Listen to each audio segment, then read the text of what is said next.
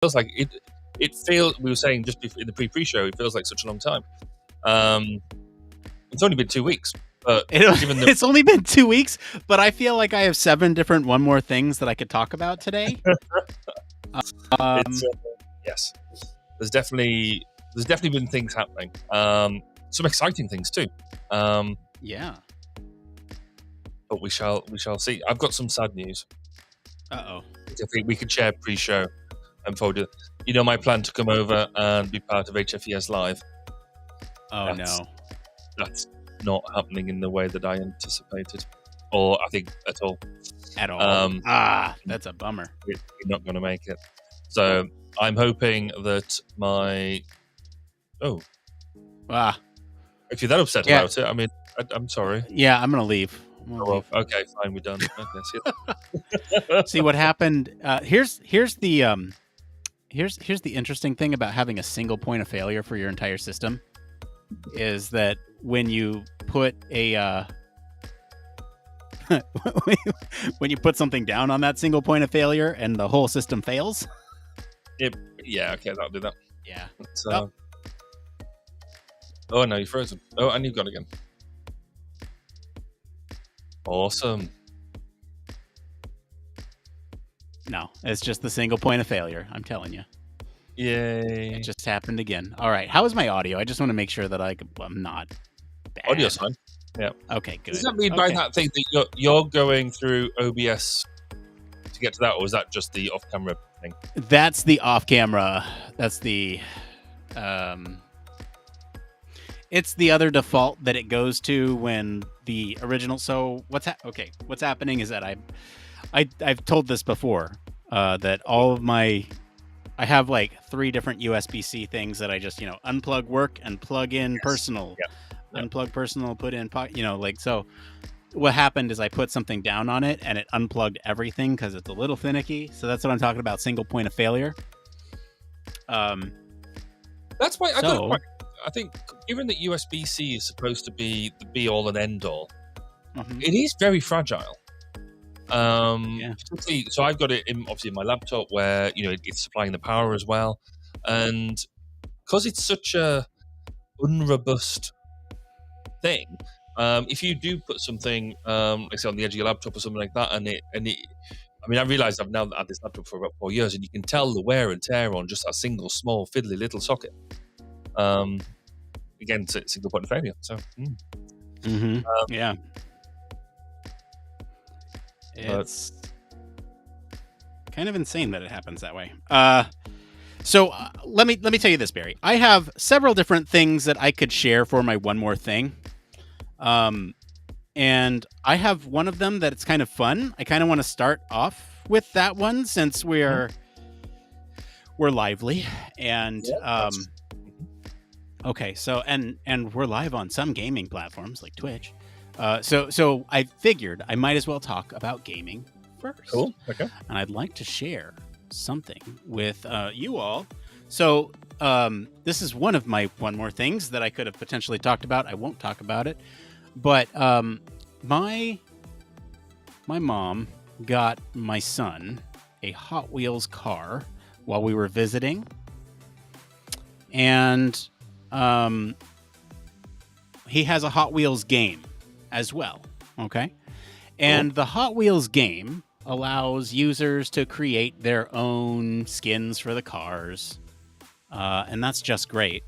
The issue is that the one that Grandma got him, no one's created, or rather, I should say the one that Grandma got him, someone created, but it was done really poorly. Right. Okay, you're following, right? Okay. Yep. Now, the interesting thing about the one that Grandma got him is that it is a very... what's the word I'm looking for? It is a very complex design. Okay. Like let's put it that way. And so I guess what's the best way to do this? Hang on. Let's do add source presentation maybe.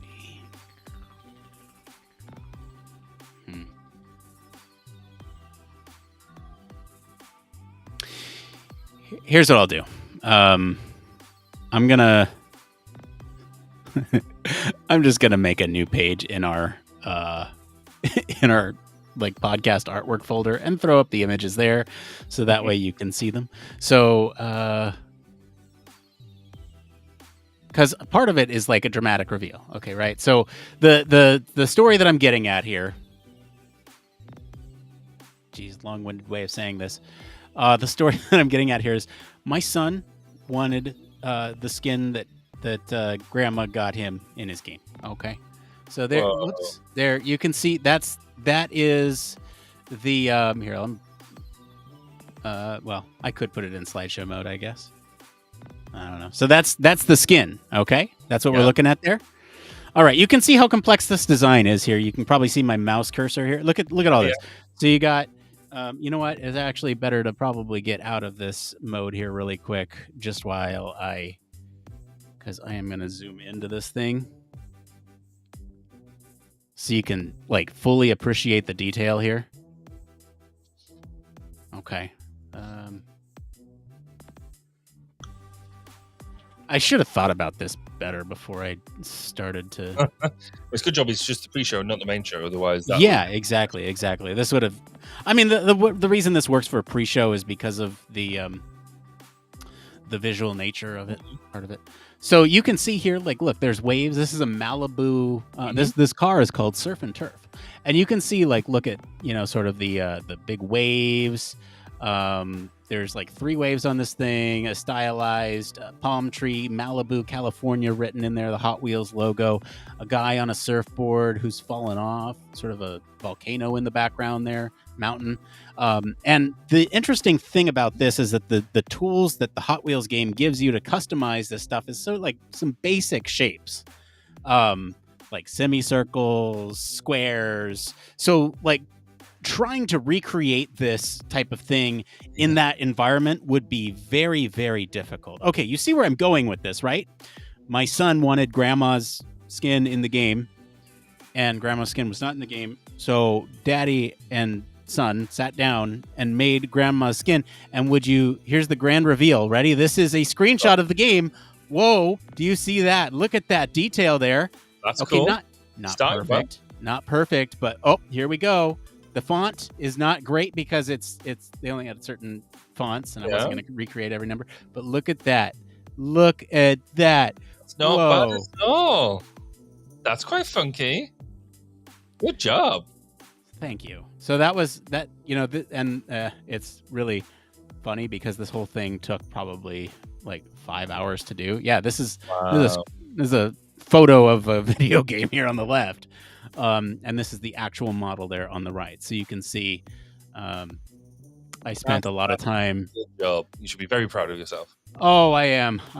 And like, especially the right-hand side, like, I'm sorry to like do this, but there's just so much detail on that right-hand side that you just have to appreciate. So I'm going to zoom way in on this little detail there. So like, look at this. Okay. Just nice. The angle of the guy is a little wrong, but you wouldn't notice.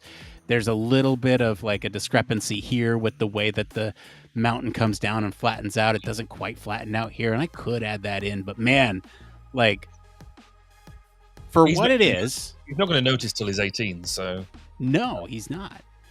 For what it is, I am actually, and you can tell this one's not the real one because it's got fire here. Bit of a giveaway, yeah. And you can tell it's a little pixelated too. Anyway, that's one of the one more things that I could share. Again, that took a couple hours, and it was kind of fun to do because you were trying to find the right pieces of the thing that make it so where you can recreate this. And so it actually stretched my creativity a little bit by forcing me to find shapes and distort them in ways that made it able to do this. And like, you're looking at the final product here, but it's like a complete hack of a bunch of different components. Yeah. That just like, and that's a very close-up shot of the car in the game. Like from far away, it looks like an exact replica, right? Yeah, again, we're like comparing very close-up shots here. Anyway, that's something that I wanted to share. I thought that's very cool. you clearly need more hobbies. But there we go. Clearly. So, no, good job. I like that. Thanks, man. I appreciate the support. Who are you right now? You're not Blake. No, There you go. Okay.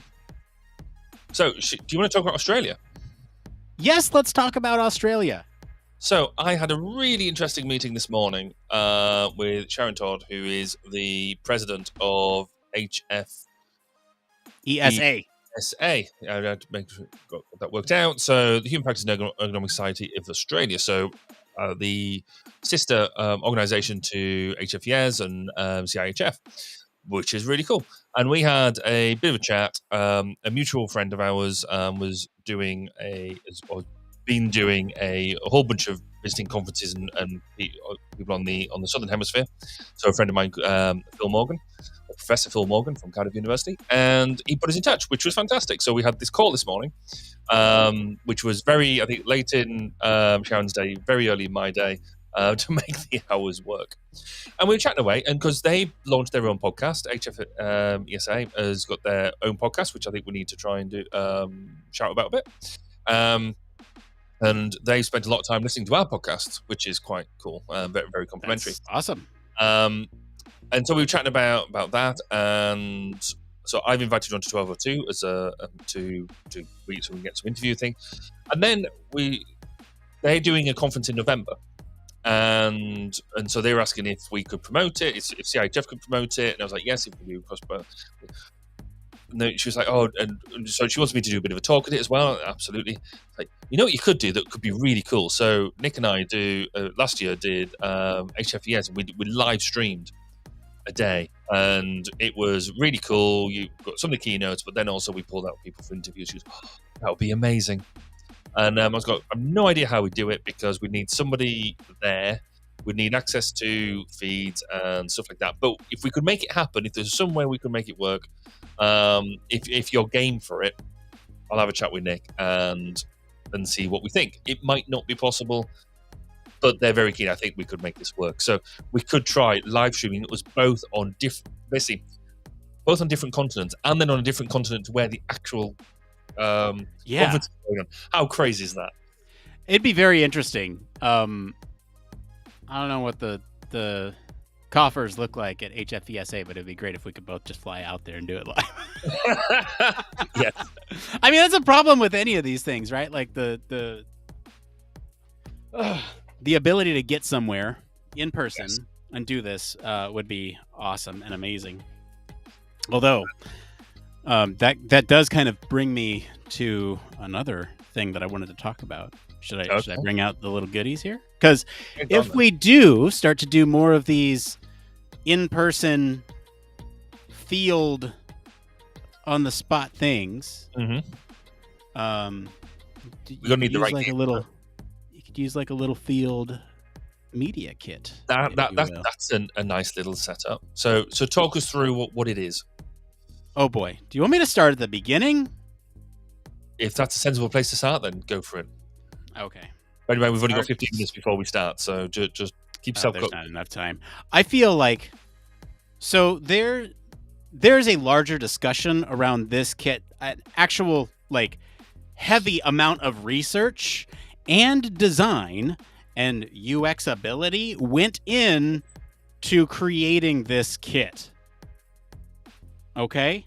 Cool. I've done the research for you all. If you are a UXer or a human factors person that wants a mobile usability capture media kit lab thing for under $1,000, and compact. That's the other thing. This whole kit fits within this. And you can see this is like the size of two of my hands side by side. The whole thing fits in there. Nice. Okay? So that's the nice thing about this. And again, this is a mobile UX usability kit that is incredibly easy to use and set up, which is really important when you want to sit and talk with people. And it's actually fairly versatile too. So rather than, this can be a preview because I think this might be my one more thing this week. Actually, Okay. my actual one more thing this week. This is a preview. You can see it's made up of many different components, and like each one of them has its purpose, and it's so compact. It's so compact. Okay. Yeah. So this is where my passion as like a media guy comes in too, because like the audio recordings are incredibly important for capturing qualitative data. Okay. Therefore, mics are incredibly important too. Lav mics, especially, that can block out extraneous sounds like warehouse sounds, was incredibly important to me. So again, lots of research went into this. I'm thinking about putting together like a kit list, so that way you could just add everything to your Amazon cart and just buy it. Because like seriously, we're looking at like $700 for this whole kit, Right. and it all works. It all interplays. And again, like if you don't, there's a lot of like heartache that you would discover along the way that I did to get to this point because of some poor design decisions that I'm going to call out, that I've worked around in really great ways. So, all that to be said, the mobile media kit, check that thing out. So actually at its base, I'll just walk through the components really quick, and then I'll talk through everything later in the post show. So you have just like a selfie stick, right? Okay. Basic selfie stick. If you wanted to add on, a little tripod attachment, I was about to ask, is there a tripod with that? Yes. Perfect. You could. The main, so the primary method of capturing data is obviously the audio. It's the most important piece. Okay. This is super easy to set up. All you have to do is turn it on and hit record, and then mic in, and then you're good to go, right? Like that's it. So on, it sets up. You're already plugged into the mic over here on this side. You're already plugged in, right? Hit record, hit line in. You're good. You're recording. Okay. This is the receiver for the lav mics. The lav mics, so you're already walking in, you hit record, and then you hand them the lav mics. And the nice thing about these lav mics is, they connect automatically. It's off right now, the receiver. But if I turn this on, the lav mics connect automatically. Yes, you which showed us means that's really I cool. showed you this last time, right? So that's on, right? I'm going to take the lav mic out of its case. It'll connect automatically, and it'll go right into this audio recording device. Okay. It's nice. Great. I love it. So all you need to do is like hand this to them, and you can start talking, and it's already recording what they're saying. So that's nice. Okay. Now here's the third kind of kicker piece. If you need to capture video of whatever it is that you're looking at, right? Like let's say there's like a complex task that they are working through in the physical space, or you want to capture a workflow on a screen, and you don't necessarily have screen share technology available at your disposal, then that's what this GoPro here is for. Okay. This GoPro is what everything mounts to. I got an audio splitter on here. So the audio feed then goes from the lav receiver to the audio kit and the GoPro simultaneously. So you can sync it up. So yeah, so the audio is synced up. If you wanted to just show somebody the video, you can just show somebody the video. You can also just show somebody the like transcript or audio or whatever else you're capturing. The GoPro is probably the trickiest piece of this to get right, and I have a lot of strong words for GoPro because of this poorly designed.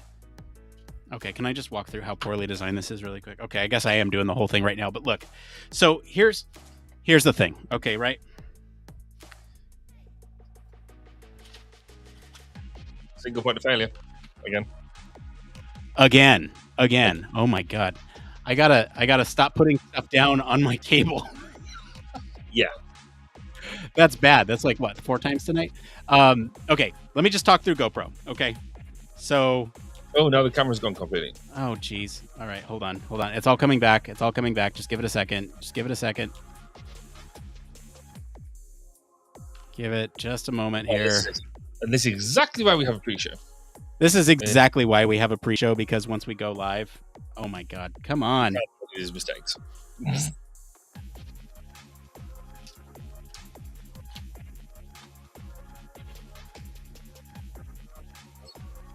Unbelievable. Wow. No, this is no good. Hold on, this is no good.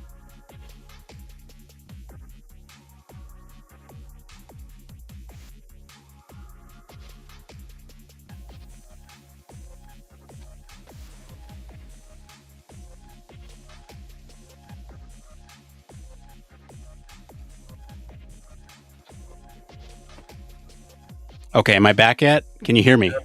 I can hear. We can hear you, but you have you just got the Elgato thing, so you need to have your because you go through the virtual cam as opposed to the physical, as opposed to live cam, or you need to run the camera hub.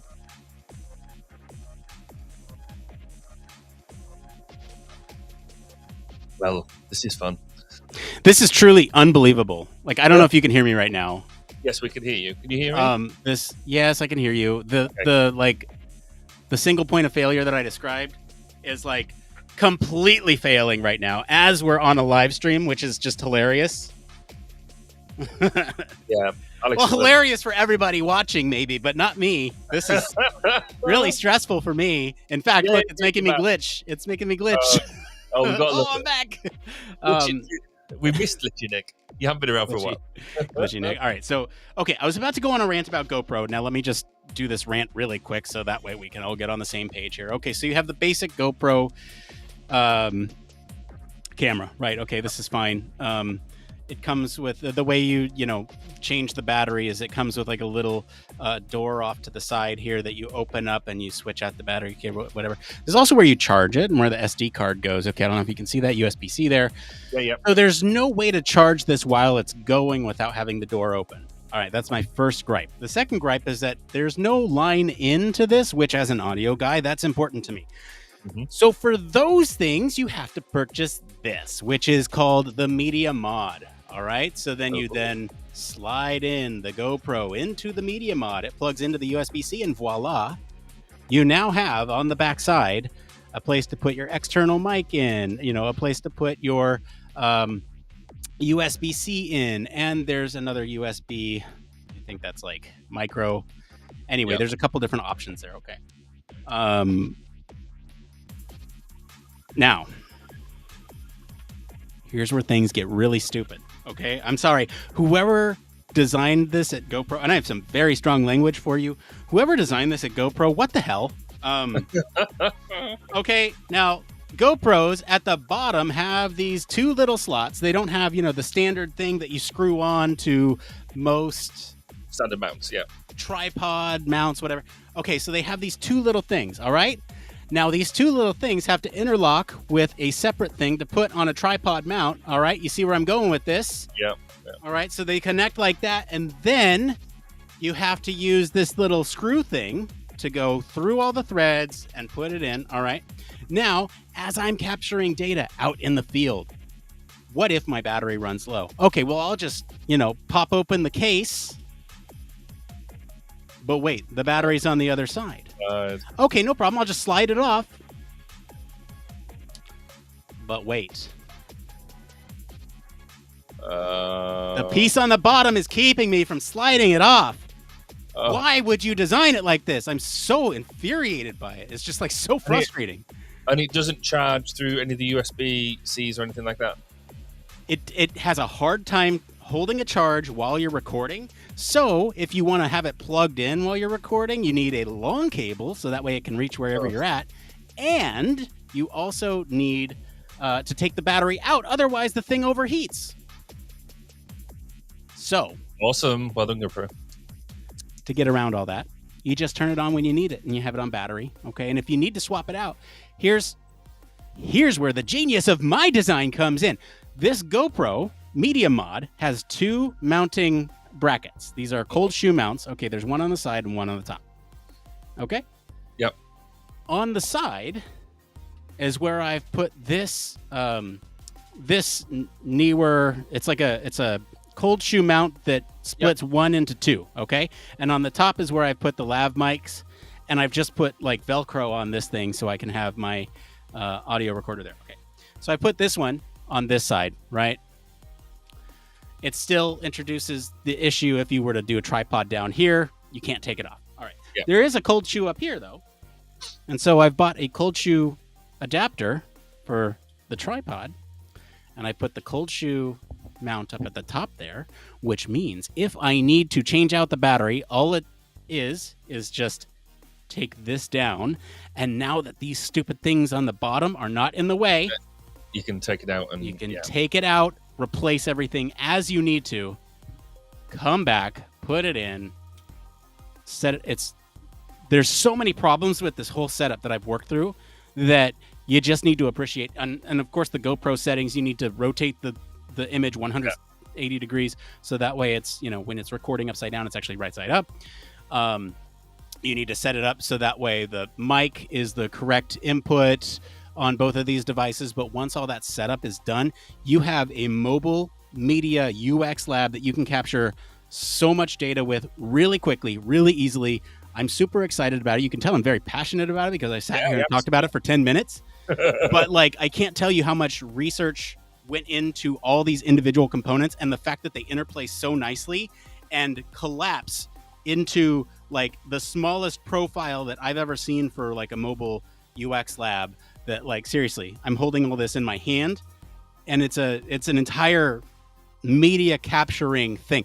And this is 4K video, so if you need to get up super close, that's why I have this selfie stick, which by the way, it actually expands and retracts. So if you need to get up close to something, boom, oh wow, well, that's a proper job. Yeah, you got reach. Okay, so lots of research into this thing. You feel better for that now that you got it off your chest?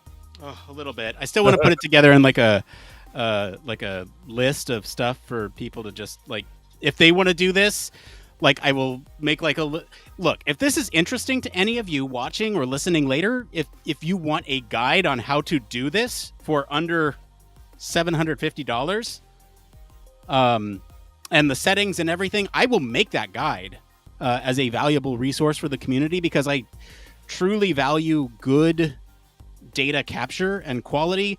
And so the mics that I'm using, the recording device and the storage solutions, again, it's all lightweight too. I think it all weighs less than 3 pounds, which is important as well if you're just certainly doing a lot of stuff. I mean, weirdly, I'm going on trials in 2 weeks time or 3 weeks time.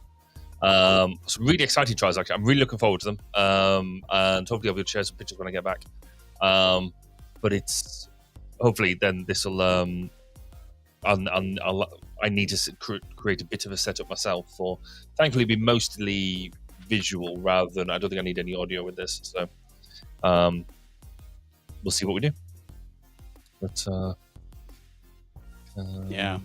So here we go. So given that you've taken up all the time talking about your new setup, is there anything else you need to be happy with? I've rewritten the start of the story because I thought that the AI didn't actually capture the point of the story at all. Okay, great. I'm glad that you did. No, that's it. That's we'll figure this out now. This one, we didn't even preview the story tonight because I went on a ramble about GoPro, and it's anyway. Oh, we do need to.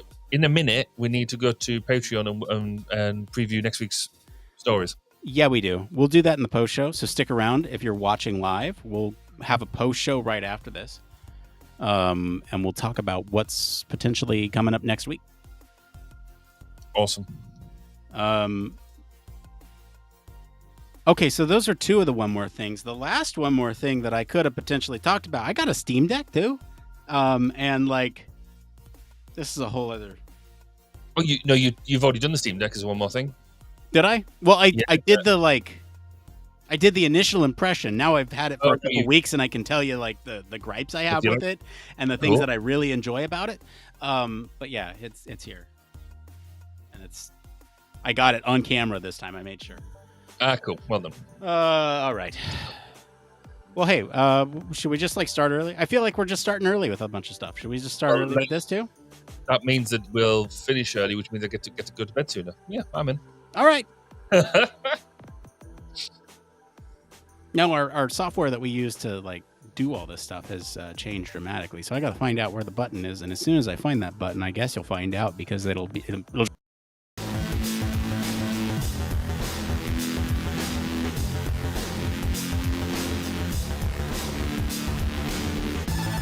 Welcome to Human Factors Cast, your weekly podcast for human factors, psychology, and design.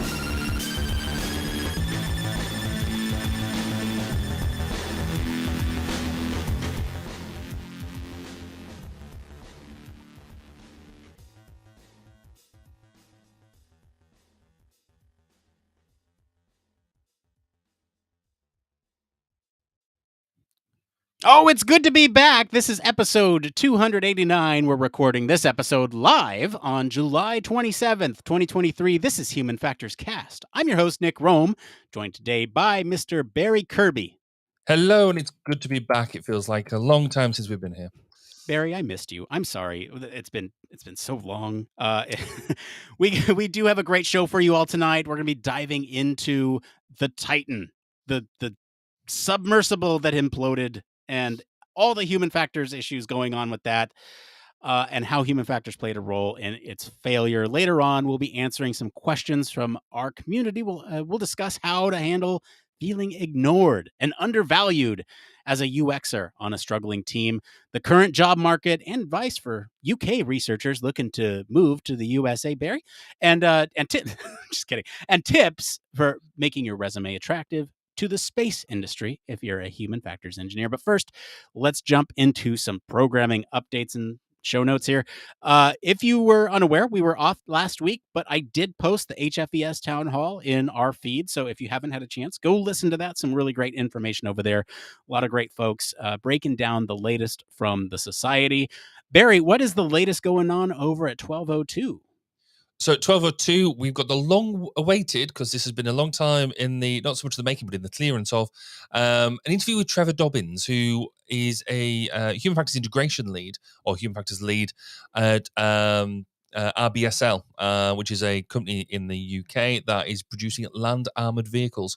And so Trevor talks to us about his background and how he's doing HFI, or human factors integration, on the latest land armored platforms, some of the challenges he's facing, but also some of the cool ways he's using other tools and techniques in order to achieve the approvals and the amount of rigor that you need to get into to be able to sign a lot of this sort of stuff off. So been a long time in the waiting, but well worth a listen. So I thoroughly encourage you all to go and have a listen to that. Yes, please go listen to that. And while you are downloading that, you can listen to this next part of the show. We'll get into the next part of the show. So why don't we do it?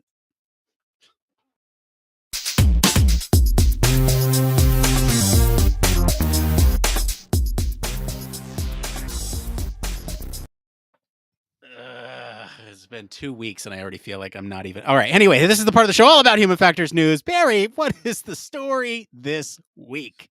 So the story this week is about the Titan disaster, Stockton versus Scott, and a tale of human factors in failure. So on June 22nd this year, just over a month ago, the Titan, a submersible operated by OceanGate Expeditions, imploded whilst on its way to the Titanic wreck. All 5 passengers on board were killed, including the CEO of the OceanGate, Stockton Rush. The cause of the implosion is still under investigation, but there have been reports that the sub may have suffered a structural failure.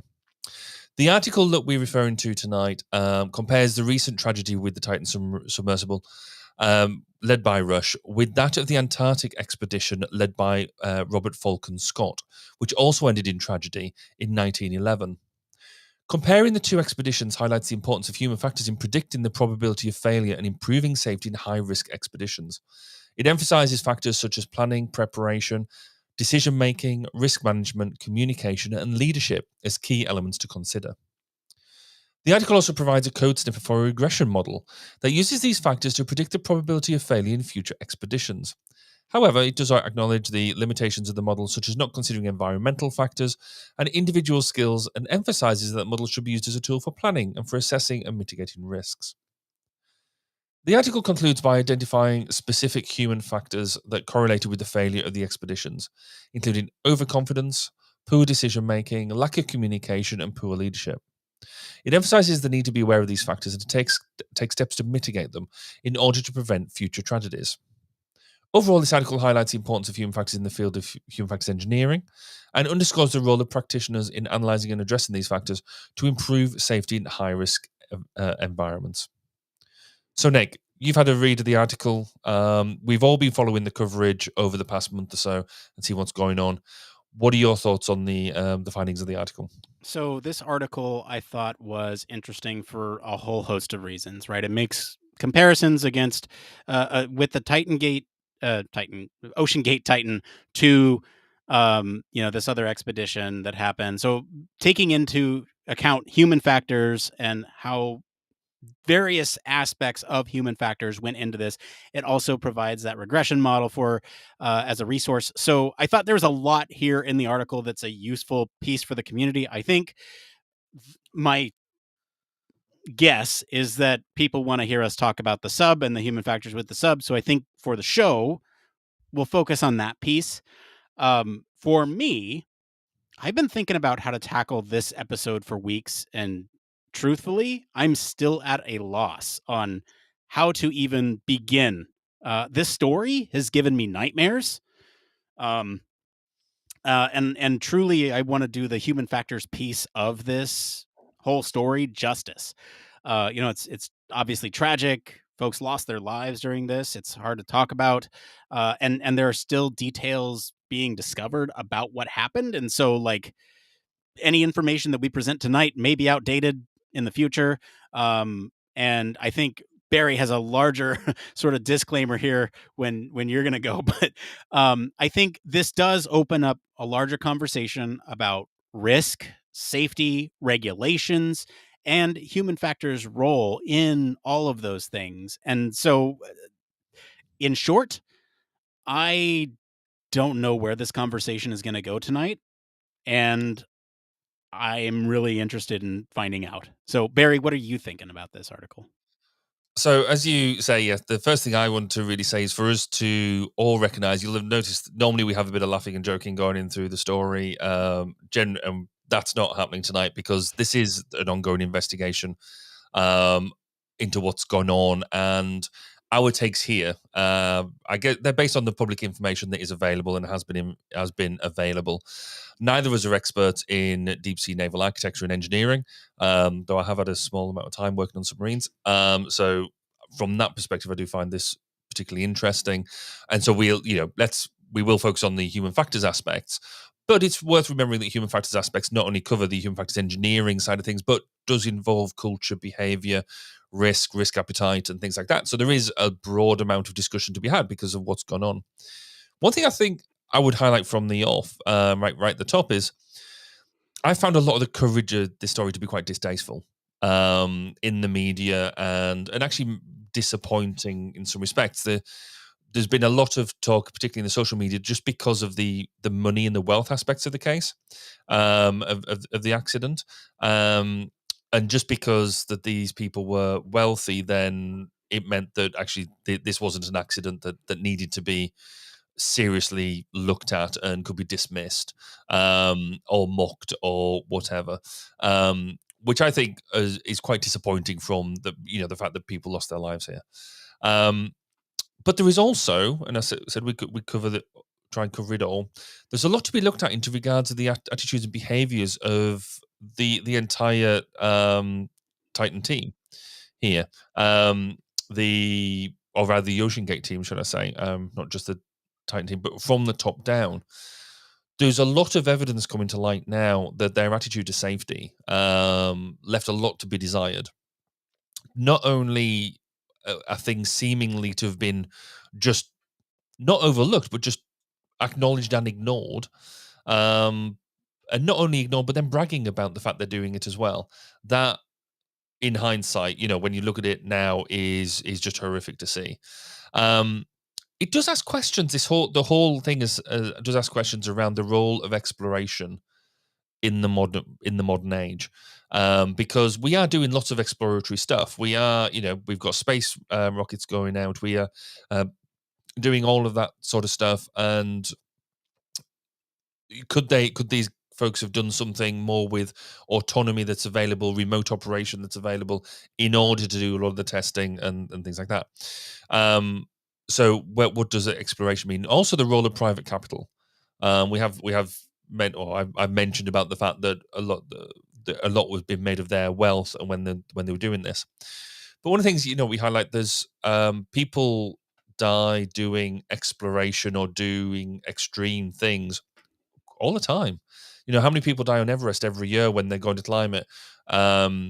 Which clearly, I mean, that has its toll. But then this clearly captured a bit of our imagination. I disagree with the conclusions on leadership, I think.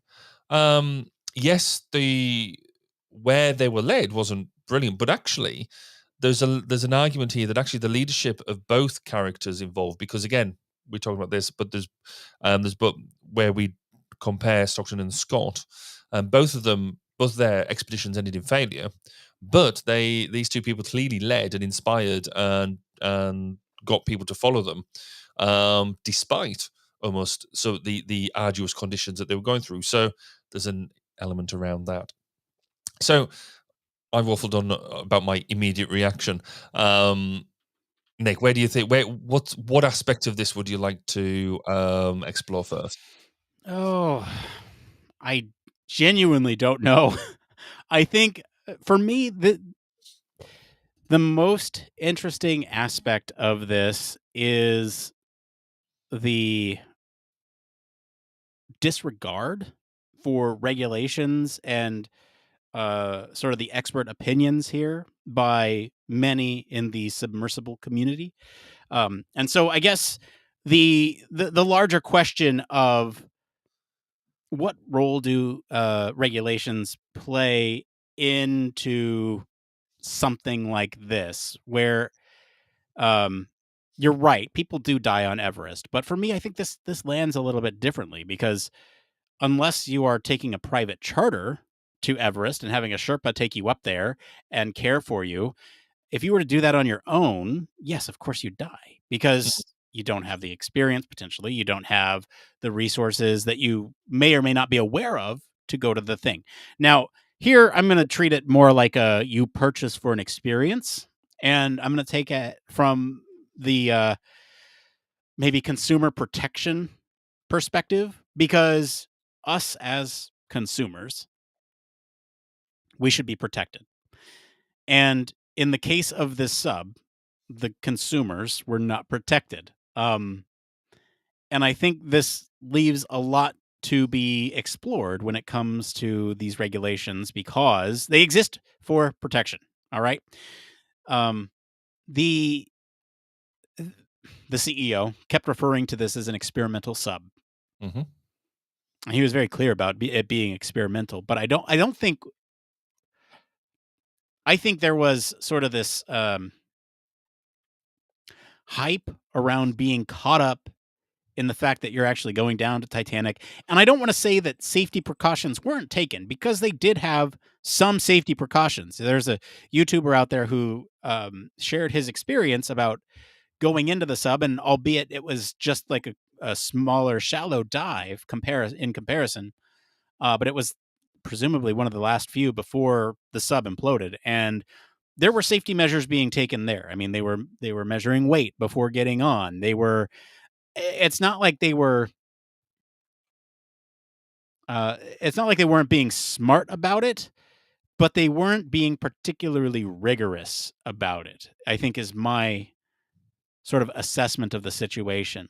The weather situation actually scrubbed that dive that I was just talking about with the YouTuber before they went down all the way. And a couple dives were scrubbed because of weather. And so to me, it's not like they weren't taking safety into consideration, but was it as rigorous as other industries? No.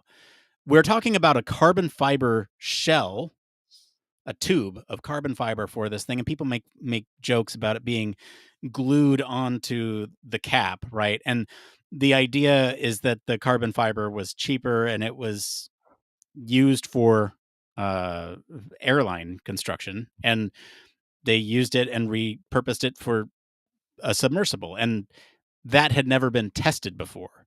And there are some, as we've all become experts, there are some really interesting differences in the way that carbon fiber is structured at an anatomical level versus titanium. And because of those differences and the repeat exposure to pressure, uh, it doesn't look good. So, all that to say, I think the safety aspects were there. They were thinking about it. But again, because there weren't like these rigorous adherence to regulations and testing, extensive testing, there are some comments that people are pointing to in sort of that are out there about the CEO making these statements about being sort of flippant about safety. And yeah, those are there, but I want to like almost do the devil's advocate piece. Like they were thinking about it. Again, my argument is with the rigor piece. What are your thoughts on that? Safety, regulation? I think the regulation piece is interesting because you could argue that they're breaking new ground. So what legislation actually applies to them? We can all go swimming. We can all go and do. There is no true regulation underneath the sea. But then wait, I mean, so the same argument could almost be applied to SpaceX, right? SpaceX is a private venture. It is, I mean, how many explosions, how many Falcons did they go through before they even dared to put a human on it? So they went through all of that, but they still had to adhere to legislation because they were going through airspace. There was all of that stuff, and they were better for it. So the flip side of that argument then is why is it that any sort of submersible is not there is clearly they clearly don't have to adhere to regulation because this was not a secret venture. It was tourism, and therefore the people who if there was going to be legislation about it, if it would have been anything like the aviation industry, they'd have been all over it like a rash. And they clearly weren't. So there is that element there, and it feels you're right. They did acknowledge that safety was present, and there was a number of scrub dives and all this sort of stuff. It is interesting though the point you raise around there was no tourists on the submersible. They were all employees. They were all signed up as you look at the crew manifest. They were all explorers or whatever. They used a certain title, so they were specifically not tourists. They were staff, and they all had a role to play, even though they were tourists. But they all signed off the waiver as well. There was a lengthy waiver, and that now people are going over that in retrospect. But they all signed waivers that said quite clearly, "This is an experimental craft. You could lose your life." So this does raise the question. It's a small print question, isn't it?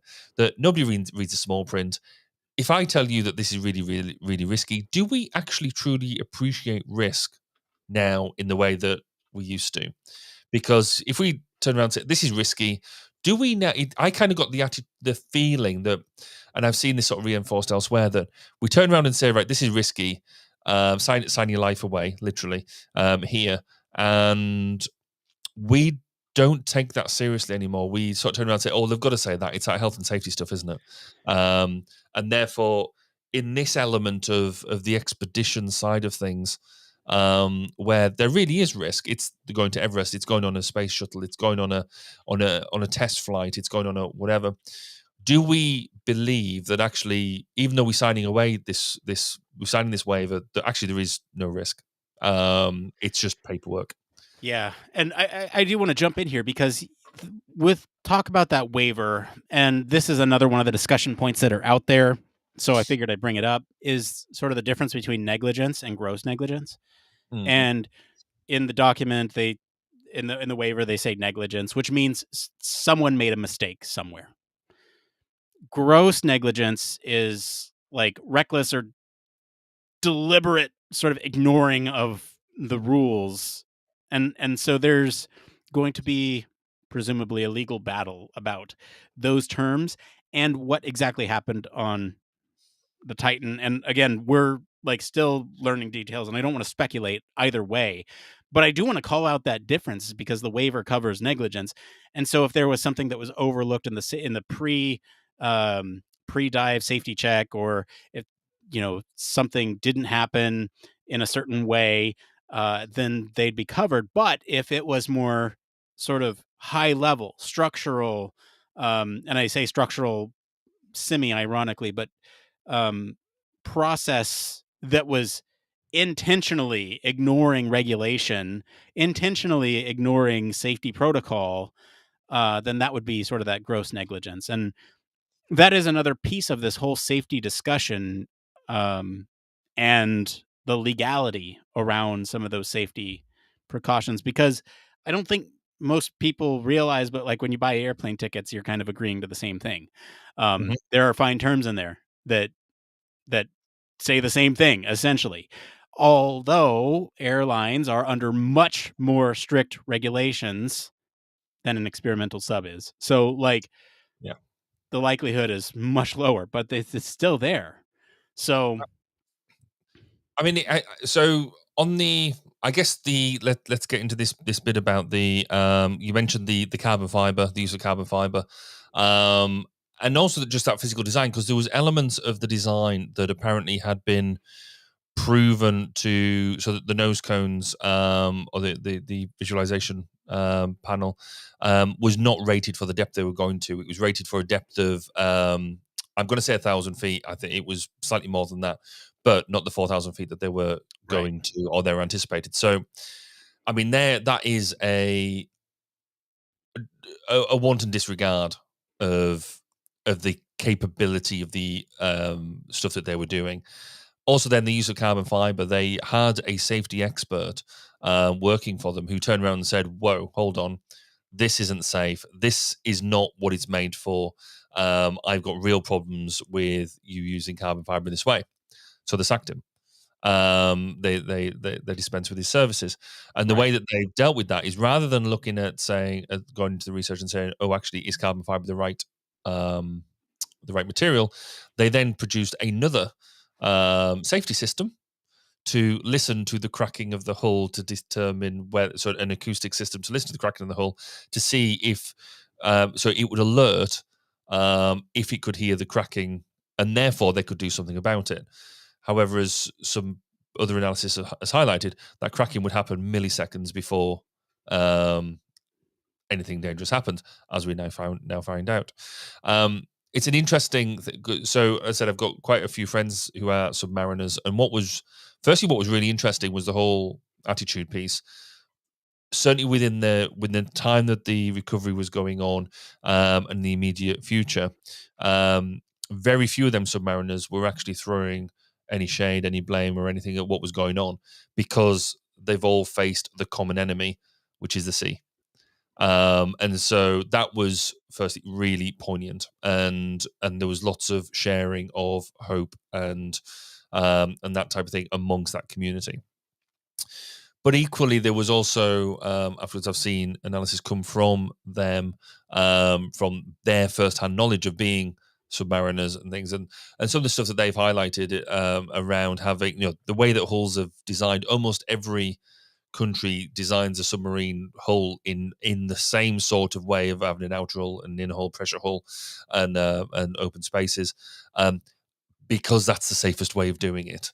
Um, and some design, airplanes all look kind of the same. They've all got wings and a central piece, because that's the way that they've evolved. They've got nuances around them, but that's the way it's happened. And this moved away from that. In the materials they've used, but there's, I think, the point that they were making is their materials have evolved for a reason. And so, yeah, I kind of wanted to highlight that point. That whole community piece was really interesting to see. As I mentioned, that the person who raised the issues was sacked. And so and with amongst some of the other things that we've said, really digs into the culture of the organization. And this is where we can go back and talk about leadership as well, because whilst he was clearly leading an expedition. Actually, he was in the submersible. He clearly believed in it. He clearly was willing to do the whole put his life on the line thing, literally, because he believed in what he was doing. That was evident from, just basically the way that they've run it. But where was the responsibility within the rest of the organization? So there must have been a board. There must have been other people within the business. If one person is raising a safety issue, where was everybody else saying, hold on a second, why could nobody feel that they could also either back up the safety issue, or they just went along with the leadership? It does make you wonder a lot about the culture, whether it was a sort of a just culture, a safety driven culture, or the flip side could be true. Is it just an acceptance that you can't have innovation without risk, and therefore you're not going to go and do cool things without taking significant risks, because when you take significant risks and they're overcome, you get significant reward. So where do you fit on that innovation versus risk bubble when we're talking about exploration? I don't know. I'm a homebody. I don't like risk. So like for me, I'm going to want to do my research before I go into a place, and just winging it rarely works for me. In my personal life, in my professional life, in podcasting, just winging it rarely works. When it does, it's nice because you haven't done all the prep work and you're still reaping the rewards. But when it doesn't, then you have a show that's not fun to listen to for podcasting. You have an event that you've gone to, and you have no idea what to do there because you haven't done the research ahead of time. Or you're going into a user event unprepared because you didn't prepare a list of questions, and so are you going to get the answers that you're looking for? And so I'm drawing one of these from each thing that is important to me: personal, professional, and podcasting. And so like you can see where that allure is there to cut corners, to sort of innovate. And I'm going to say cut corners when it's really like ignoring sort of the rigor. I'm going to keep coming back to this piece because this is what I keep thinking about. It's like, if you had just stress tested the carbon fiber in a lab environment, then, and done this repeatedly under that same PSI, you would have seen that this is not something long-term that you can do. And to take people down in that sub, knowing, or I guess the flip side is not knowing what would happen under that many exposures to that pressure, is irresponsible in my view. I don't think that makes it any less innovative. And I struggle with this. And again, like, this story is hard to talk about because I do respect the fact that they're trying to innovate. I don't respect the way that they kind of went about it. I think that is, for me, the piece that if you innovate, test again, and then just knowing when enough testing is enough to actually start playing with human life. I don't know. To me, human life is precious. And so, like, why even mess with it if the risk versus reward is not worth it in situations where you can lose your life? But if I go to a theme park without researching the rides first, then I'm still going to have fun, probably. Well, it is interesting, isn't it? Because actually, with so I've worked with a lot of pilots and test pilots, and test pilots are. I think a particular breed. They will go and they're testing. They take up first flights. They do this sort of thing in aircraft that you wouldn't do. However, none of them are risky. I don't think so. They when I've sort of chatted to them, they want to know everything about the aircraft. Everything.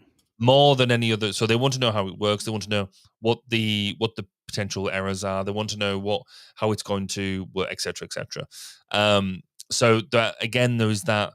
But I mean, as long as they understand what the risks are, then they, some of them are quite happy to say, yeah, fine. As long as I know what it is, I'll go and do it anyway. Because they then appreciate what it is they're doing. I do think there is a lot of stuff out there that, I mean, take the, almost any NASA astronaut or any astronaut who's going up. That is a significant amount of risk. I mean, we've seen some major disasters come out of NASA and others because of that, and they've been. When you dig into some of them, there's been some silly mistakes that have led to catastrophic failure, and that is. But whilst a tragedy, it's still seen as an acceptable level of risk for what it is that we are doing to innovate and get out to the stars. And yet we know more about space than we do know about our own oceans, just because of the depth of what it is that we're doing. So we could argue that the level of risk, I think, is to do something different and cool. I can see there are people out there who quite happily do that, because without high risk, high reward.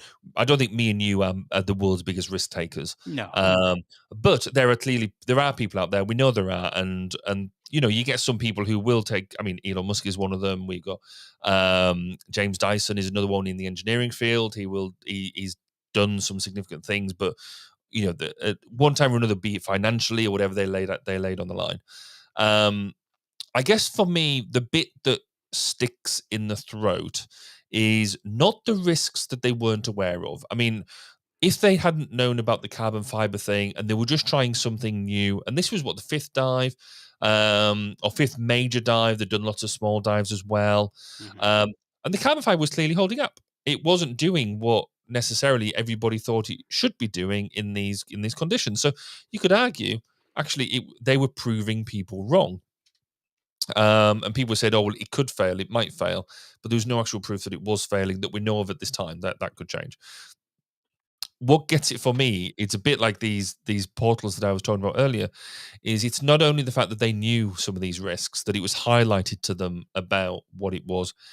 They were keen to brag about the fact that they were going right.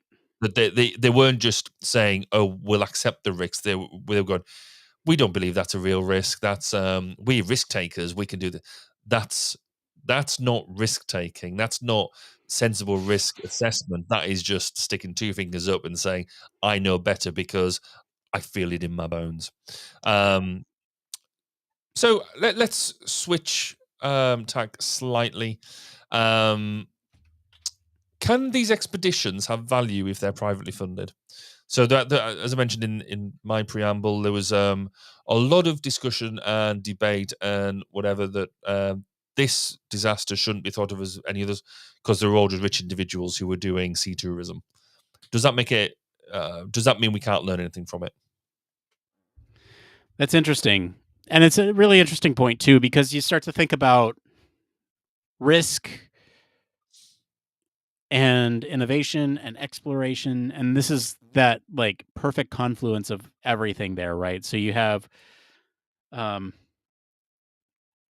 this exploration. And if you think about exploration from the perspective of what do we have left to explore? Well, it's the deep sea, it's space, other planets. We know a lot of stuff about the planet, and we've mapped out almost every square inch of the planet, and we know almost everything there is to know about the surface. But the allure of what's below and what's above, okay, that's what we have left. And we can't just build a vessel to get there. And we did build vessels to cross vast,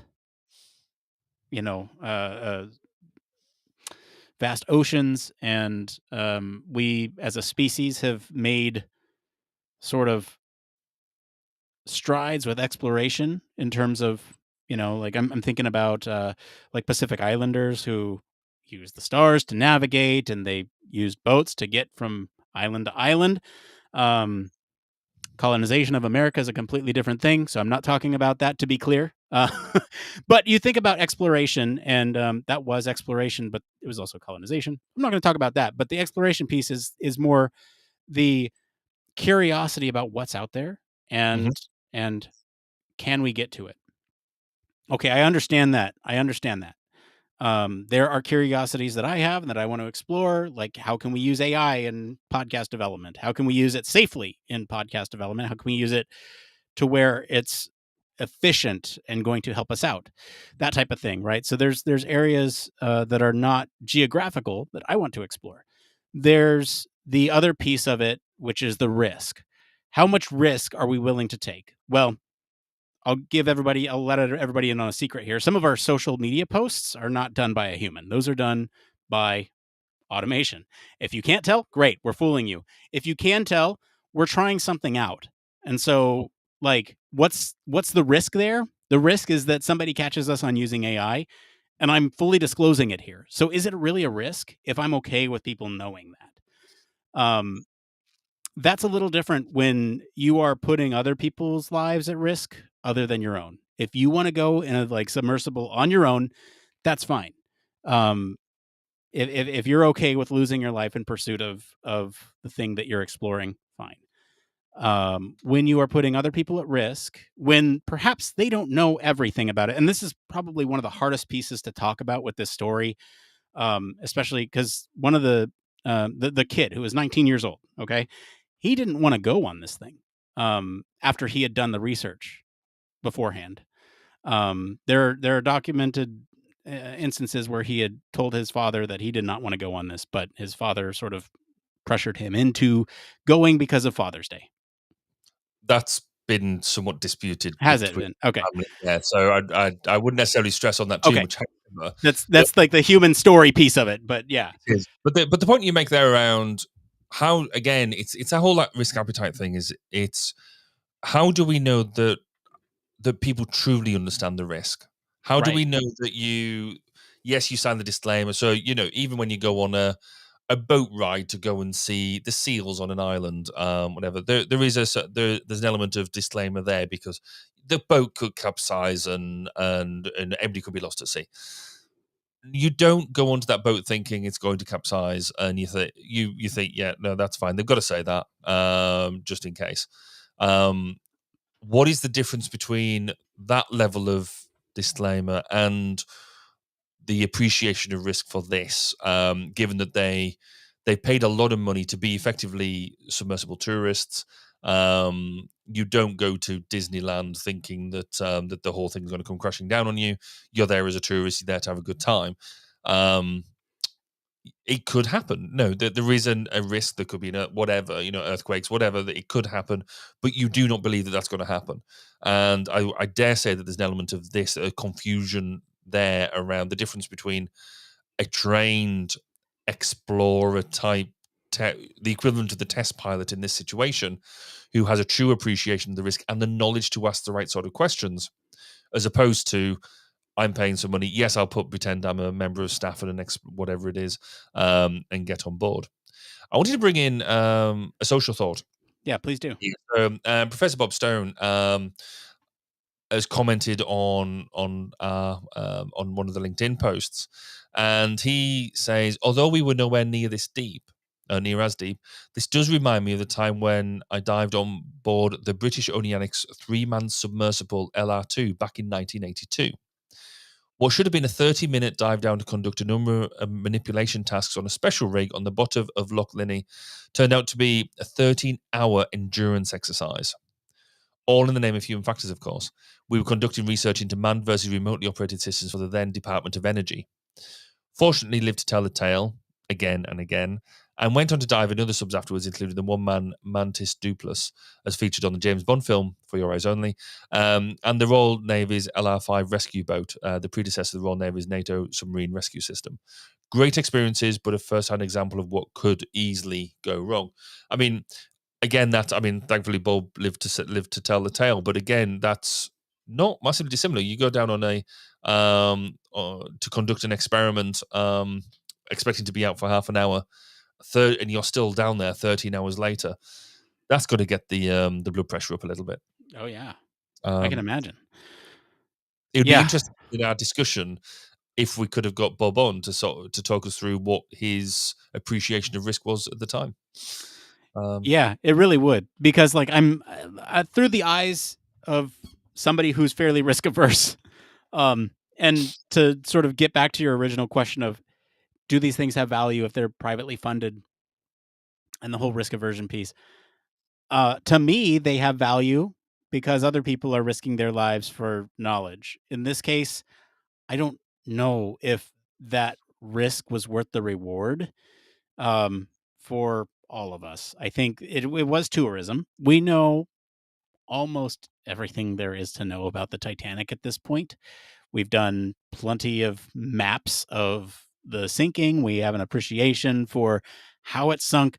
To go to that location, there's not really a need to, other than for vanity.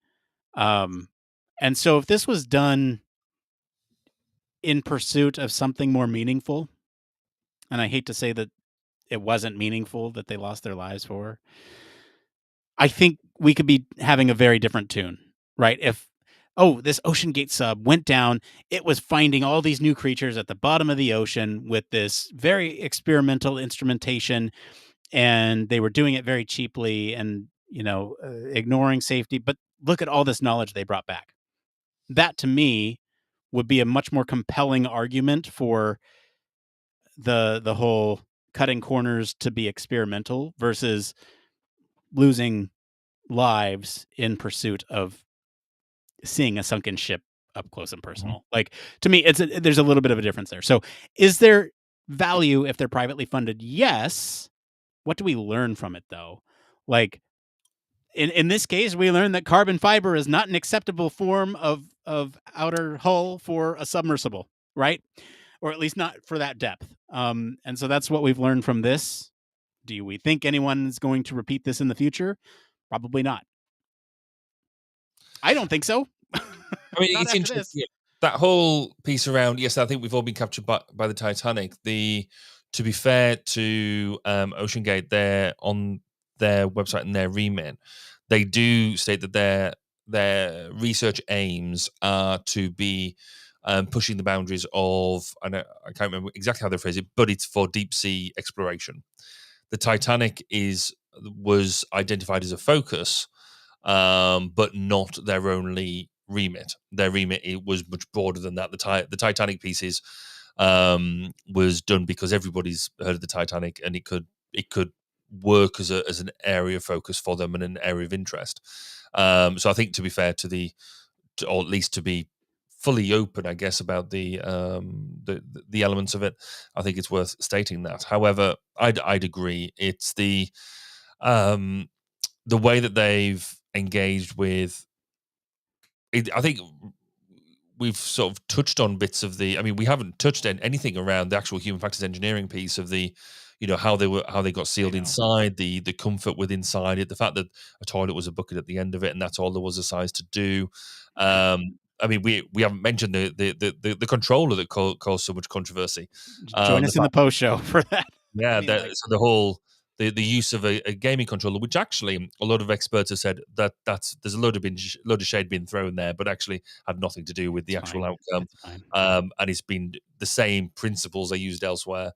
The fact that there was no emergency signaling gear, there was no way of, even if they got located before the catastrophic event happened, there would still be no way to get them up because there's no real rescue gear that was in range within the time frame to be able to go to that sort of depth and do it because of the depth that they were at. And so that no real safety, there was no way for them to get out of. They could have been floating on the surface and nobody would have known because they had no tracking gear, they had no beacons. So all them elements of safety information as well, we barely touched upon. But again, we're all little building blocks in the disregard of risk and the potential outcomes of the edge cases of what might happen, and unfortunately what has happened. Yeah, you come for the human factors, you stay for the philosophical debate. Any sort of last thoughts on the Titan submersible? I think for me, it's as we've said, there is still an ongoing investigation, and it'll be interesting to see how and what lessons are learned out of that, or what lessons are identified and how we take them on. I think there is still a lot of work from a human factors piece here that I think what we've done now is almost is the hot take of what we know now. It'd be interesting in, say, 6 months' time to come and revisit this, to see if there is, and do a really good review on the different elements that we know once the official investigations are concluded. But I think for me, that whole not the appreciation of risk but disregard of risk is, and that cultural aspect for me right now is that hot take that we should all be learning from. What about you, Nick? Yeah, I think that's right. I don't think we're done talking about this as much as we may be tired about it. There's a lot of lessons to be learned here. And truly, once there is sort of a forensic breakdown of everything that happened um, from start to finish, uh, then I think we'll have a much more concrete story to point to and say, human factors problem right here, human factors problem right there.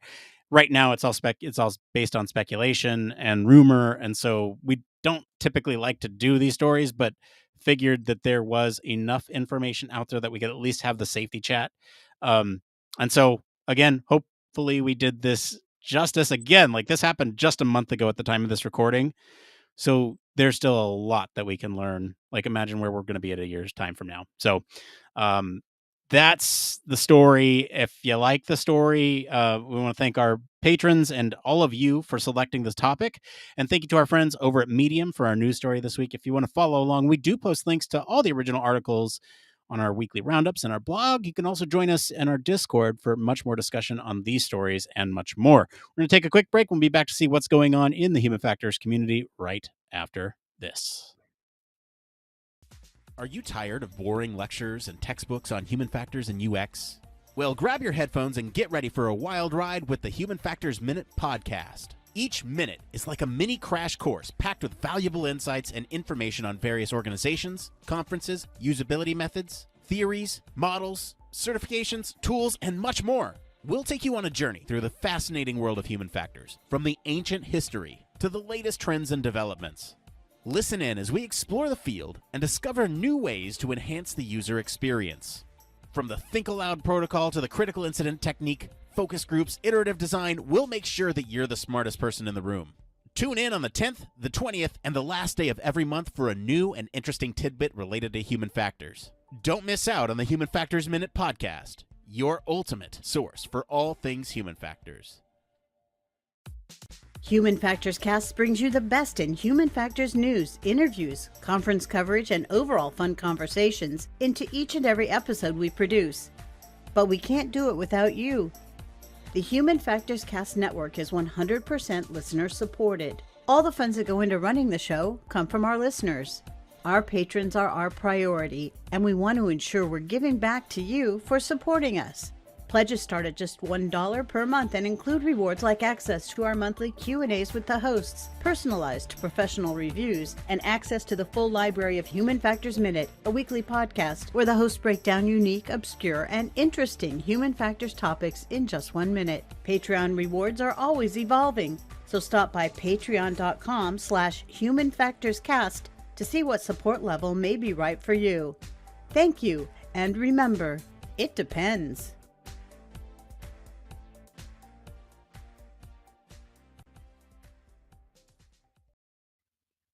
Yes, huge thank you, as always, to our Patreons. We especially want to thank our Human Factors Cast All Access and VIP patrons, Michelle Tripp and Neil Gainey. We truly appreciate your support and truly couldn't do this without that support. So I guess, we usually mention something here, and I usually do a dumb commercial read. I'm going to forego that today since our conversation was a little bit more serious. And I'm going to try to make this more of a transition from that serious chat to our normal lively selves in the It Came From section. So to that end, we have a show sponsor tier. If you want to help support the show even more by becoming a show sponsor and get your stuff out there to human factors practitioners, let us know. It's on our Patreon. Go do that. End with a memorable one-liner or joke. Because when it comes to reaching professionals like you, we're not just a podcast, we're a show-stopping extravaganza of awesomeness. All right.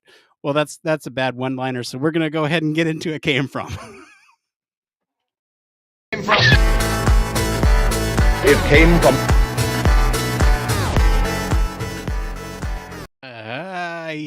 How is that for changing the mood? All right, we're switching gears quite literally and tonally to It Came From.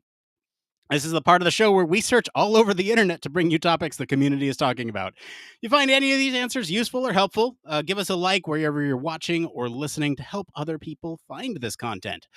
This first one here is from Yoyi Curry on the user experience subreddit. I always get tripped up with these names. Do you get along with your product owner or product manager? They write, how do I handle the situation where I feel ignored and undervalued as a UXer on a team that is struggling to deliver? The pattern seems to be that the product owners prioritize developers over UXers and our input is overlooked. What should I do in this situation? Barry, what do you think? So initially when I read this, I made the assumption that we're talking about an agile approach, a Scrum-based approach, because we're talking about product owner. So my initial gut feel is that you need to go and give the Scrum Master a kick, because that is exactly their job, is to make sure everybody's got equal engagement, and to get because that's their job, is to get the value out of the team. However, given that you're talking about a project manager as well, it might not be agile, it might be straight up waterfall. So the same matters to the project manager. It's up to the either the project manager or the technical lead, depending on how the project is situated. You must have somebody at the top of your little your development group. It is their job to make sure that they're getting the best out of the team. So give them a kick, but equally shout up. It's part of our role as human factors UX people. We know that we often get overlooked, and so where if we just shrinking violets in the corner, then we're definitely not going to get listened to. Part of your role as well is to also be able to shout up and make sure that that people know you're there. There's a difference between being belligerent and annoying, but actually some people just might not know you've got anything to say if you're waiting to be invited into the conversation. So depending on what's going on, the senior leadership within your organization should be helping to discover this, but equally don't be a shrinking violet.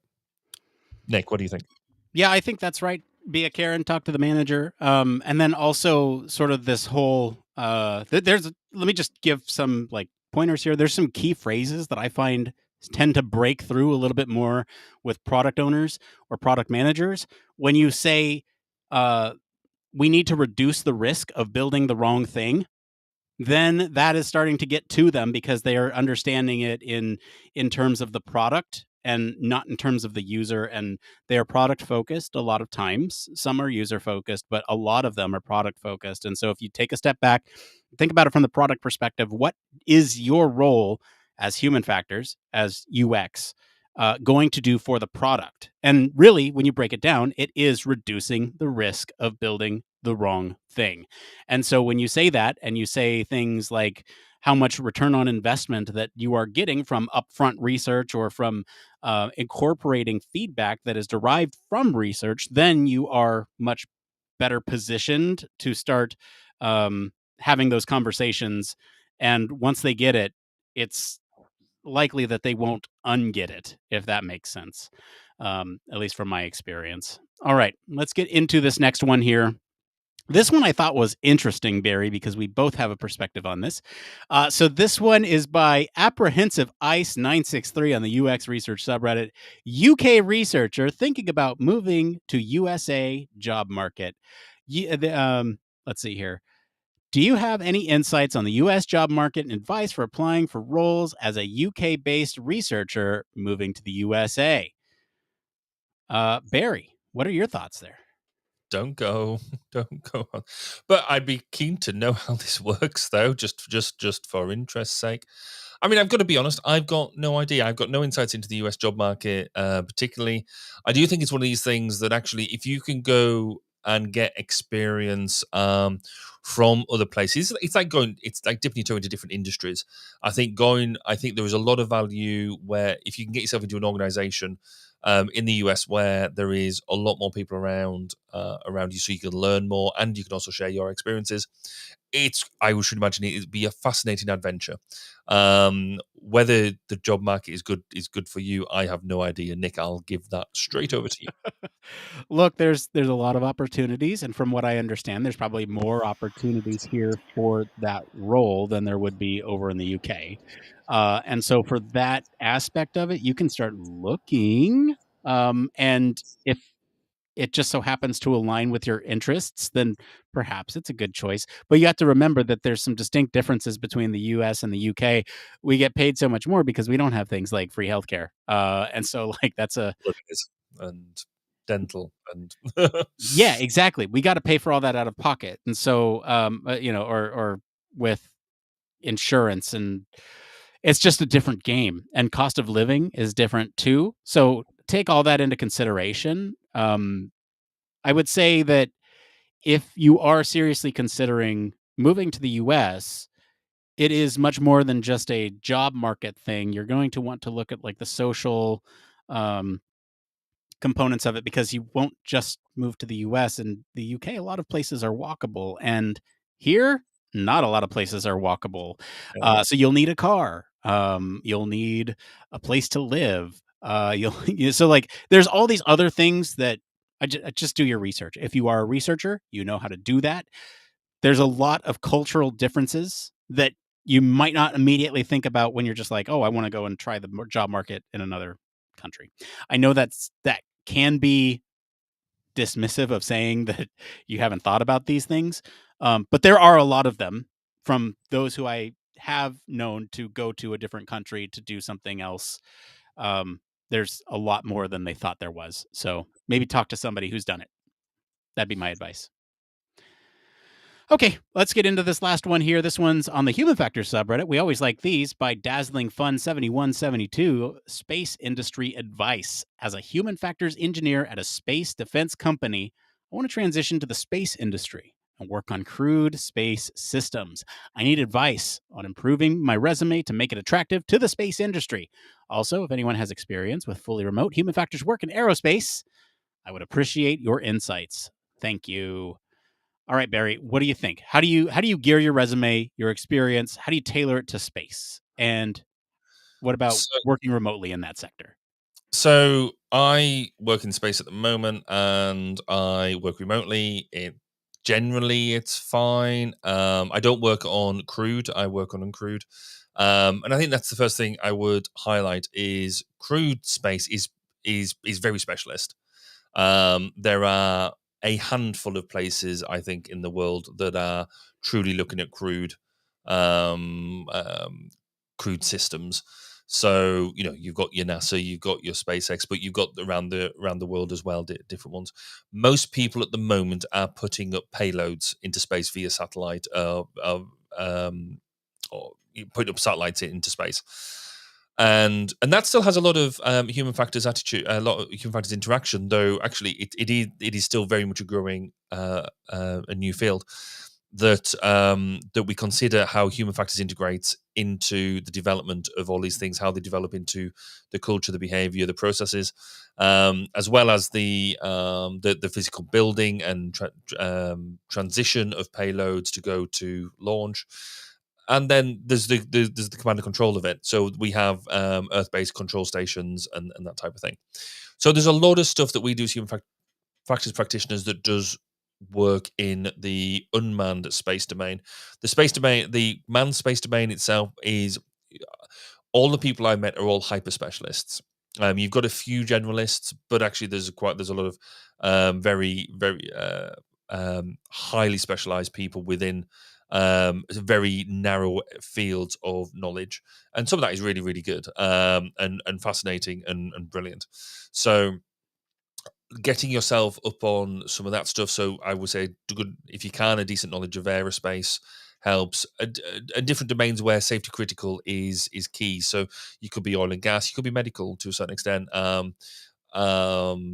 Maritime, submarines we've already mentioned, is sort of analogous stuff that you could get experience on. And there's loads of different types of craft that go up and that do very, very different things as well. So I would suggest, if you want to get into space, don't necessarily focus on the crewed side unless you've got a real opportunity or a real reason to jump straight in that. Think about space in its widest sense. And I guess a real tip at the moment that I only picked up a couple of days ago really is data interpretation. There's so much data coming down from space-based systems now. What do we actually do with it? How do we engage with it? And how do we visualize that sort of stuff is also some of the big challenges that we've got right now. I'll shut up. Nick, what do you think? Well, I put this question because I was genuinely curious, and your response, and it didn't disappoint. So, my because the response that I was going to give is match your language to what they're doing and try to sort of put it into perspective that you are like in a safety critical industry in that crewed space, and so. Anything that you can pull from your current work in space or defense. If you work in defense, there's a lot of safety critical things there too. So if you can pull that aspect of it, do, and try to use the same language, the same type of problems that they're facing in crewed space missions. So, I mean, the other piece that I would add to this is that while it's not expanding as a field, like it's not at a fast rate, it is expanding. There are more and more companies that are getting into crewed space flight. You have SpaceX, Virgin Galactic, Blue Origin, NASA, right? So there's like all these various organizations that have crewed space, and so there might be more opportunities in the future. So I don't know. There's that piece of it too. Okay, that puts us at one more thing. It's where we talk about one more thing. Barry, what are we talking about? So I was going to talk about me moving offices, but as we haven't completed that, we've only got halfway now. I'm a very angry and bitter person about this at the moment.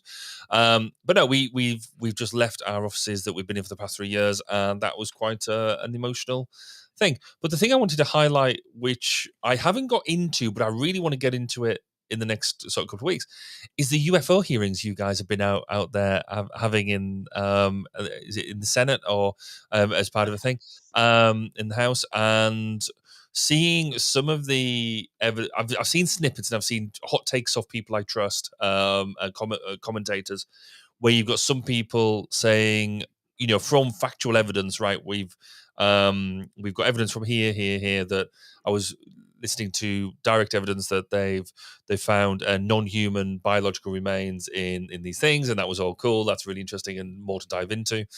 But then you've got other people delivering evidence that says, well, I believe that my mate told me that he saw this. So that doesn't really meet the threshold of research and evidence gathering, does it? My mate, when I was drinking moonshine, saw that. Anyway, but I love the fact that that you're engaging in this, and I can't wait to actually have some time to go and dive into some of the testimony, because I think it's interesting. Nick, what about you? What's your one more thing? Well, so I went into detail about this in the pre-show, but I'm going to do a little visual here. So for those of you who are listening, I'm holding up a contraption of multiple black devices that all have a purpose. And this is my mobile usability lab. I've spent a lot of time and research into making the perfect, compact, very usable, very easily set up piece of kit for anyone to go out and take into a usability setting where you can do recordings. Let me be clear, like if you're doing defense, this won't work. But if you are doing like UX or human factors in a situation where you want something compact, literally fits in a container about the size of my two hands, fits in your backpack, lightweight. If you're interested in a guide on how to make this for under $750, I will put one out there, but I'm so excited about this. I've shown it off at every chance I get because as a media guy, audio and video are very important to me, especially when getting data. And so like even down to the choice of microphone to be able to cancel out background noise in a in like a busy warehouse or something. And just while I'm on the topic, you can tell that I'm really excited about this. Each one of these lav mics that is on this kit record in a different channel. So one is left, one is right. So that way, if you set it up right, you can hear two different channels. So I was going on a tour of a warehouse and there were two different side conversations happening, but I chopped up the audio and isolated each channel and I could hear each conversation happening on either channel because there's one left and one right. So I'm so excited about it. Anyway, if you want to talk more about that usability kit or anything else, find me on our Discord. That's it for today, everyone. If you like this episode and enjoy some of the discussions about being maybe trapped in a tube, I'll encourage you all to go listen to episode 250 with What's the Deal with Double-Decker Airline Seats. Comment wherever you're listening with what you think of the story this week. Did we handle it with care? I don't know. Let us know, please. For more in-depth discussion, you can always join us on our Discord community. Visit our official website, sign up for our newsletter, stay up to date with all the latest Human Factors news. If you like what you hear, you want to support the show, there's a couple things you can do. One, you can stop what you're doing right now. Leave us a 5-star review. We would love you forever if you did that. 2, we would love you even more if you told your friends about us. That is how we grow. And 3, if you have the financial means to do so and can support the show, consider supporting us on Patreon. We'll do whatever you want. And as always, links to all of our socials and our website are in the description of this episode. I want to thank Mr. Barry Kirby for being on the show today. Where can our listeners find you if they want to talk about this very serious topic that I'm not going to make a joke about? If you want to come and chat to me about anything at all human factorsy based, then find me all over social media at Baz_K. And if you want to come and listen to some more in-depth interviews with superstars in the human factors domain, then come and find me on 1202 The Human Factors Podcast at 1202podcast.com. As for me, I've been your host, Nick Roome. You can find me on our Discord and across social media at Nick_Roome. Thanks again for tuning into Human Factors Cast. Until next time, it depends. And scene. Throw up the music. Let's go. Let's go. Music. Come on. There it is. Oh, yeah.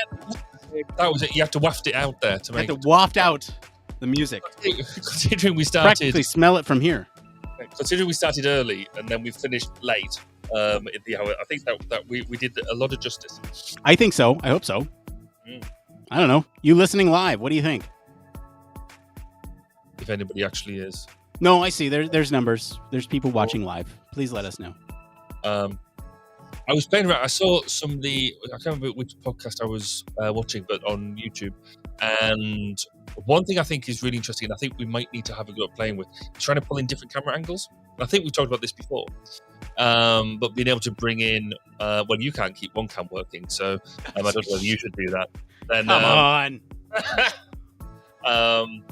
But I'd be quite interested to see if we can maybe get the ability to maybe switch between a couple of, just to add a bit of flavor to what we're doing and set the technical complexity just that little bit higher. Multicam. Yeah, you know, I've thought about it.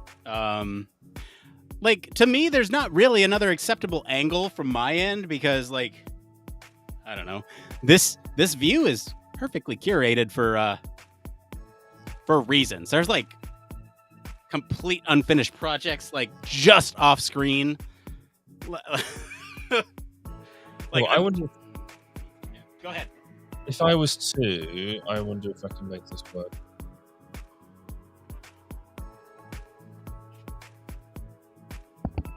I wonder whether it's. This might just break everything. Is it doing it? Oh, I think. Yeah, right. So it won't do that camera. That's fine. Let's do that camera. But F. Oh, right. Oh, I'm trying to pull up this camera and seeing if it works, but I don't think it's going to play. Maybe it just won't like doing 2 camera drivers at the same time. Oh, where's the other camera? That's interesting. Anyway, okay, that's not going to work. I'm not going to do that. Well, this is a different. So you can share a video.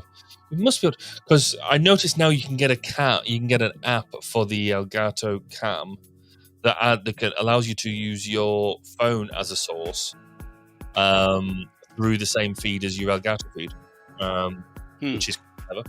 But every time I try to get it to work, it doesn't, because it uses Wi-Fi to join to the computer.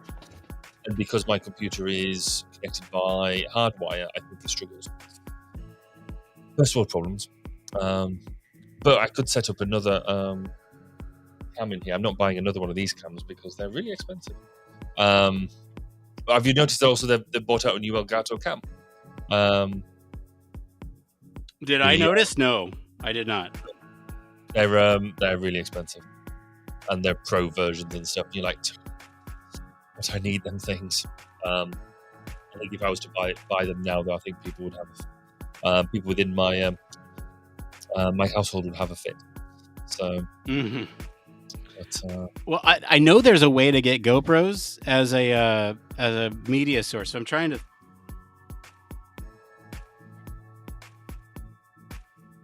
Well, I could definitely do it with my. Actually, I could do that. Where's the DSLR gone? Because my other camera, I've now got the Elgato Cam link, so that will take the DSLR input and use that as a webcam as well. So I could set that up as a different take on. So you get that cool side view that all the cool kids are doing now, which will be interesting. It'd be interesting just to play with it and see if it adds any value to what we do. It would, yeah. I mean, it would be great because I would love to do the Julie Chen, but first, by turning to a different camera, you know. But first, it would be quite a laugh. So maybe we'll set that up for next time and see what happens. Interesting little tidbit of knowledge. 5 years ago today, I started 3D printing stuff. I started learning about 3D printing. 5 years ago today. Yeah. So we're not all excited by that. Yes, it feels like it's been a very long week this week. It's been quite a lot going on. I mean, today in particular, I started my day, and my first meeting was 7:00 in the morning. And then obviously this is my last engagement of the day. So it's been a. Oh, is this it? There's nothing else after this. I'm surprised. Well, no, because by the time you get to midnight, I'm then into the next day, and so my next meeting is my 1:00 meeting in the morning. Classes is tomorrow, so which is fine. But yes, it was. I mean, yes, moving from our offices today has been, especially as I could actually be there. The rest of the team were sorting out the move out because I was back to back with meetings and stuff. Has been a weird thing, but on the plus side, the people who we shared offices with, the company called Vindico, they had a really cool event last Friday where they've taken on sponsorship of a local ice hockey team. Oh, that's cool. Particularly the stadium that they're in. So they've taken over sponsorship of the venue, and what is really cool is seeing your mate's business logo up in what must be about 50-foot high letters on the side of a stadium lit up.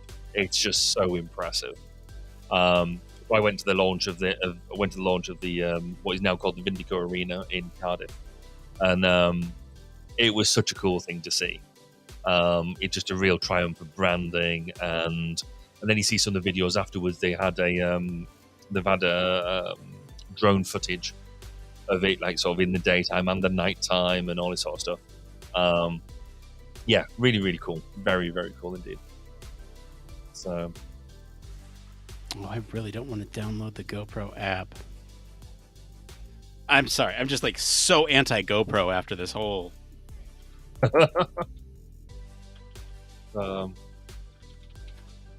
It's just been very frustrating to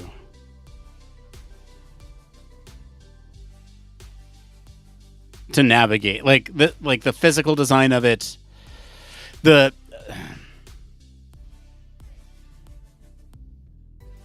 way it handles file. Okay, so here I go. Like I am in my quest to perfect this setup, which is why I'm like not recording. Like, okay, shoot, I feel like I'm on and on and on about this, but here's the thing. This is very compact. Okay, this is a camera. It's very compact. It records, does the job. The problem is the design, and sorry, that was my fault. The problem is the design, and also the way that it captures data. So when you record a 40-minute interview, it does it in bursts of 4 gigabytes. So if you're capturing in 4K, every 10 minutes or so, you're going to get a file. Now, when you come back to look at that interview later, you're getting multiple files, and you have to stitch those files together to get the full picture, which is just terrible. It's terrible. And part of the reason why it's not sustainable for long-term recording, unless you have a dedicated solution. So, to get around that, that's why I have the audio thing clipped on here, so that way you get the full audio, one file, no problems. And then if you need to record something video so it doesn't overheat or anything, you have the GoPro there as well. Anyway, I'm done talking about this. Not really, but you can talk to me on Discord about it, because I just... It'd be interesting to see if, because I've got a couple of, let's say, cheap GoPro copies, which are like super cheap for what they're doing. I wonder whether you could make a similar setup using cheaper things to make that to come up with the same effect. Because the one thing I do like about these cheap little cameras I've got is they do record in one file. Now the downside of that is that, and it's only restricted by the size of the memory card you put in. But equally, they're not as robust. If you want them waterproof, for example, then you have to put massive gel cases around them and things like that, and that's just not cool. If you want a nice little mounting on them, then again you have to put this big cumbersome case on it. Right. But I do like the media mod because it has the cold shoe mounts, and so like I can actually take this, this recorder and put it there. And that's the other nice thing that I like about cold shoe is that like I can actually just take this off, and if I don't need video on a trip, I just take this with me, and that's it. That's it. And I got my lav mic up at the top there, and it has a nice place for it. And I got like a little mount, and this little bit at the back almost feels like a pop socket in some ways. It is very cool. So, do you want me to show you this bit of video of this launch I went to? Because I think yes, right. I think I can make this work. If I did, I would love to see that. If I share that, you switch on. Do you want me to push it up? All right, here we go. Yeah. So if I do that, whoa! So this is, I mean, how cool is that to have your company logo that big? Look, there's me in the blue suit. That's my back. Wow, that's you. Look at that. That was me. But what a fantastic night it was.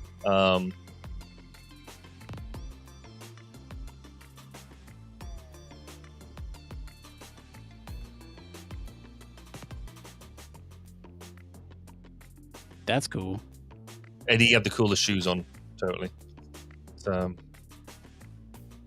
but this is the bit that I think is epic. So you see it at night with the whole lighting up, and they're a very much everything has to be purple type of company, and just worked really well. So that's awesome. So yeah, no, I thought that was well worth seeing.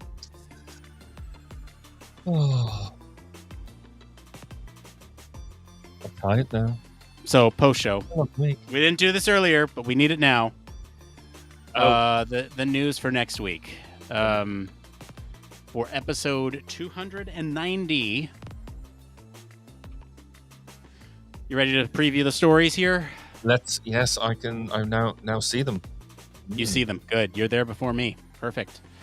Let's see here. So if you all want to go to our Patreon, go down to the latest Choose the News. This is open to everybody. You all can vote on this no matter who you are, what your background is, whether you're a patron or not. You can vote on this.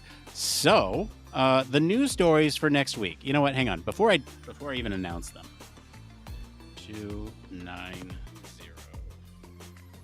And let me put up the little graphic there.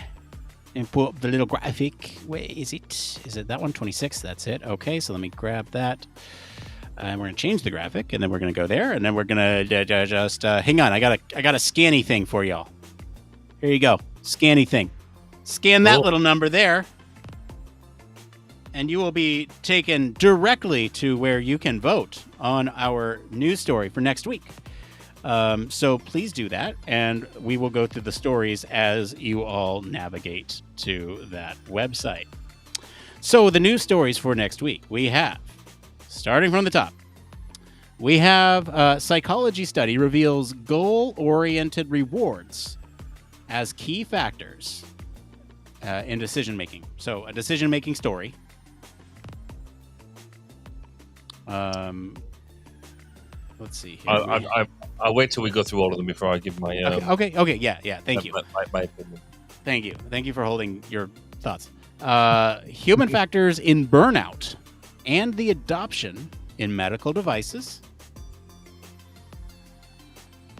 And then the last story we could possibly do is, how does the design of our cities influence our driving decisions and emotions? So instead of hostile design, we're talking about sort of the driving decisions and our emotions.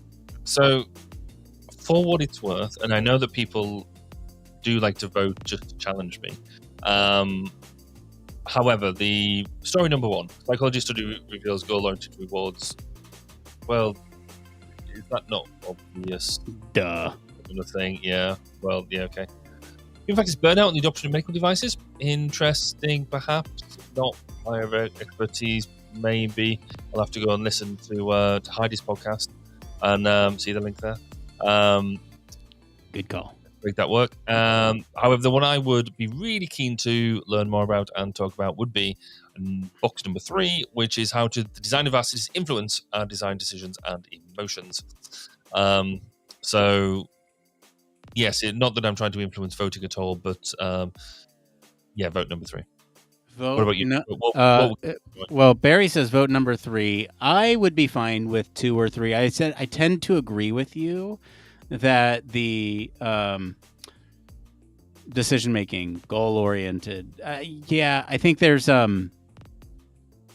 See, there was a hook. There was a hook with this one that I am trying to remember right now. And the hook was the AI piece. There's an AI like takeaway there at the end. That's like saying that we would shift from the extrinsic rewards to the goals rather than. So I think that's anyway. Yes, I think I would go for 2 or 3. But somebody's voted for number 1 just out of badness. See, I think someone's got it out for you, man. I think whenever you say don't vote number 1, they're gonna vote number 1. And yeah. But at least they're listening. At least they're responding, just in a particularly vindictive way. But no, so there's as far as I can see, there's 3 votes on it so far, and actually number 3 is winning, so that's fine. Which is not bad for a couple of minutes' work. I always like doing the call because, like, the call for action, because, like, I can see them update in real time, and we know we at least have some data on it. Like, we had no votes before we just went on, and I haven't voted yet. I usually take one of the last votes for me, so that way my voice is heard, and I have agency within the show that I host. But I can see kind of where the tide is turning before I make that guest there, Yeah, I mean, for me, the whole cities thing is still really interesting. I still hark back to some of an episode that you and Blake did around how transport decisions and suburbia and that and how that feeds like poverty and that sort of stuff. And I think there is still so much more that we haven't uncapped yet. But also, it's particularly poignant with what we're doing here in Wales at the moment, because they're about to make some changes to driving law. So we normally have, within urban areas, we have a speed limit of 30 miles an hour. And they're about to make and that's default in the real urban areas. They're about to make a whole countrywide change for everything that is 30 to be reduced to 20, for example. And that's caused a whole lot of uproar on a number of fronts, not least of which the science that it's based on is Slightly dubious, perhaps. I'm not convinced of its efficacy. The people are using numbers that they don't understand. But it's interesting to dig into that sort of stuff because, again, people, when we talk about pedestrianization of cities and built-up areas and things like that, and how we use vehicles is an evolving topic. So, and then what else does it depend on, like public transport, and et cetera, et cetera, et cetera. So I think this is going to be really, really keen and really key. If we do the medical devices one, I'm going to have to do some reading up before that. So if you could, we'll try to get Heidi on for that. If people could just give me a bit of a heads up that they're going to vote for that before next Thursday, then I just refreshed the page. We're at 2 for the first one. Don't do that one, guys. Come on. Barry said he didn't want to do it. Don't do it. 2 for the first one, 2 for the second one, which was the human factors in medical devices, and then the third story, the one that you're plugging quite heavily, is at 3 votes. So somebody's listening to you. Somebody wants you to give you a break, but somebody else is trying to give you a hard time. So, well, to be fair, as you just pointed out, actually, if you do number 2, then I get a week off next week because Heidi can do it because she knows what she's talking about. Yeah, we just get Heidi on, and we'll get Heidi to monologue. So just leave it for an hour. We walk out good. Nod. Just go to the pub. No, I mean the thing I like about Heidi is that she knows her stuff, and so like I feel it's hard to interrupt someone who's like talking, who knows about a topic, and like I feel like I don't have much to contribute because I don't work in medical devices. So it's like yes, keep going. I mean that's like the best thing about an interview. I mean, you can snip it up and turn it into something great. Make them say whatever you want. So we're tied. Not tied. Sorry. No, we're tied second at the moment, but 2 of them are tied for last. So go vote. I'm going to leave this up here for just a minute longer. The link is right under Barry. So opposite of this, there you go. Where Barry is, I'm going to point at it just really quick. There it is. And then Barry's going to keep pointing at it. There it is. All right. It's going away in 10, 9, 8, 7, 6, 5, 4, 3, 2, 1. Rewind if you missed it. All right. Barry, we have about 4 minutes left. What do you want the people to know? Don't know now. There was something I was going to bring up to post show, and I've completely forgot. Normally, it shows how unprepared I am, because normally I have a little notepad just here, and I got my pen. Yeah. And I don't have my piece of paper. Was it something to do with the human factors engineering of the sub, like the toilet and the gamepad and the all that stuff? It wasn't, but we could briefly touch on the gamepad because that was interesting. I don't understand why people are so upset about that or like poking fun at it. It's a Logitech, fine, but like the control schema is not the thing that was the issue. It's interesting though, isn't it? Because I think a lot of people don't realize that in systems real subs, or even other platforms as well, we use COTS products. So the term commercial off the shelf is there because military use it. So you use off the shelf solutions where you can because it's supposedly cheaper as long as it works for the intended purpose. Then great. And so for them to use a controller that is basically plug and play, the type of inputs they're doing, they're not rocket science. You're going up, down, left, right, back, forward. It's not which a game controller does perfectly because that's what you use. That's why gamers have them, and that they're ergonomically reasonably good because they go through an awful lot of evolution, not necessarily testing, but certainly evolution. Mm-hmm. The only irony behind that selection is as soon as obviously it came out with what it was using, there was a lot of everyone then jumped onto the Amazon reviews. Yeah, the reviews. Yeah, you saw those. Yeah, and there was a lot of people saying, "Oh, well, it glitches. It doesn't stay connected. The Bluetooth's a bit iffy, and blah blah blah blah blah." So you're like, okay, yeah, fair enough. Interestingly, I think it was Logitech's stock price dived and then soared. So there was an initial bad press, but then it proves that there's no such thing as bad publicity. When actually they obviously got their name out there a lot wider, particularly when you got a number of respected commentators highlighting the fact that people use COTS products like this all the time, and it's a common thing in this type of field. So yeah, it's interesting seeing people's reaction to seeing things.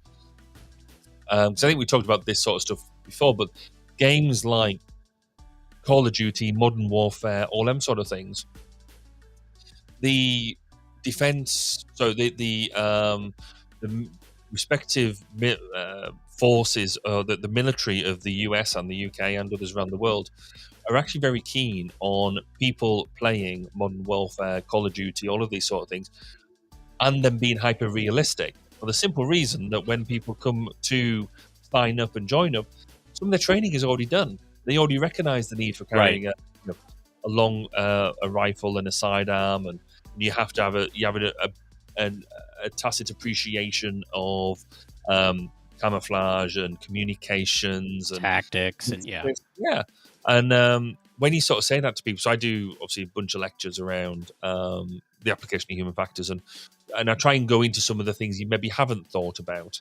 And one of the questions I put out there: how many of you play like Modern Warfare or Call of Duty or them type of games? And I would say a good 2/3 of people get that sort of age a game as a one way or another. So most have put their hands up, and so you do realize that you're subliminally, effectively going through military training without even knowing it, and because the hyper realism is strongly encouraged. It's interesting seeing that stuff. People realize that this sort of stuff works like that. Some fantastic reviews on the Logitech 710 F710 gamepad. I mean, there's